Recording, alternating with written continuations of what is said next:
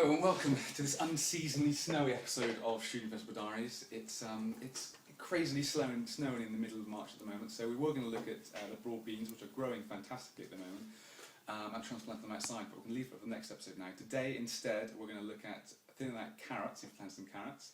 We're going to look at planting little gem salads, which were in the Student Vegetable Diaries grow packs, and how to plant them modularly.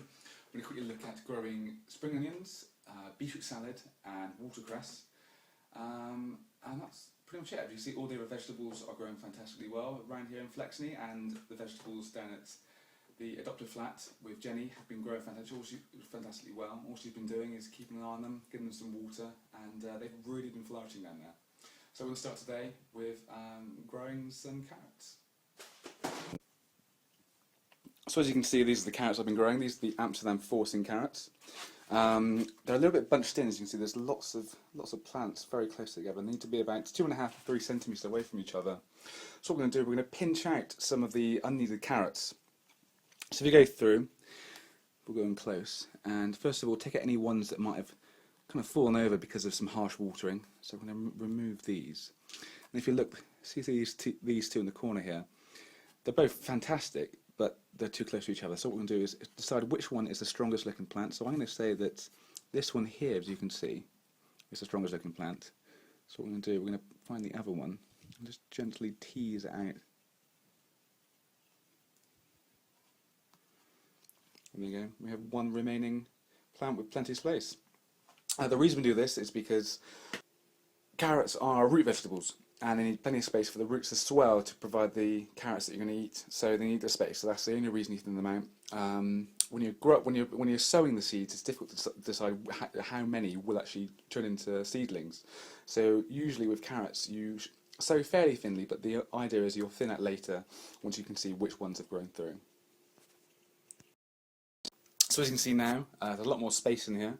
Unfortunately, not many carrots grew around this area. But ultimately, there's a few centimetres between each plant, and that should give them each enough space now to grow on. Just treat them as you would any plant to make sure it's moist by checking it, give it some good light, and about 3 months after initial planting, you should have some baby carrots for you to eat. So with our lettuces, what we're going to do is we're going to do something called modular planting. Basically, all modular planting is having small little pots. It's a space-saving kind of idea. And because with things like salads, you need to transplant them into a larger pot later, once the seedlings are grown, you can have little modules to grow them on. So we're going to be using an egg box. We're going to fill this thing with some compost, as normal. It's the same techniques as before, just put some compost in, pre-water it, and it's good to go. So here we have our egg box with some compost in pre-watered. We're going to put 1 or 2 little gem lettuce seeds in every single little module here, and then as before, as always, once it's done, we're just going to dust it with about 1 centimetre or 2 of compost. Give them a little bit of a tap just to make sure it's all secure. Then I'm going to take a pen just to write down what they are.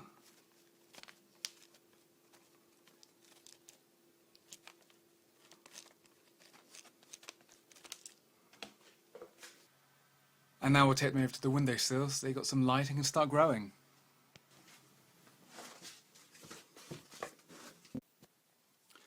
Some of the other seeds you can find in the Student Vegetable Grow Pack are watercress, spring onions and beetroot salad. These require pretty much the same treatment as the rocket and the spinach routine in the earlier episodes. Just find a container, put some drainage holes in, put some compost in, give it some pre-watering. Get your seeds, give them a good sprinkle. For the spring onions, you want about 1 centimetre or 2 between them. For the watercresses, give it a fairly good sprinkle. They can be quite close, it doesn't matter. And for the beetroots, again, about 1 centimetre or 2 between each of quite large seeds. Put them into a nice space with some good sunlight and a reasonable temperature, and just like the spinach and the rocket, they will happily grow. Just one quick thing with the spring onions, make sure you've got a slightly larger container, just a normal fruit juice box will be fine. Just make sure you use the whole thing rather than the half thing like we use for the watercress, just because the bulbs are in and need a little bit more space to grow.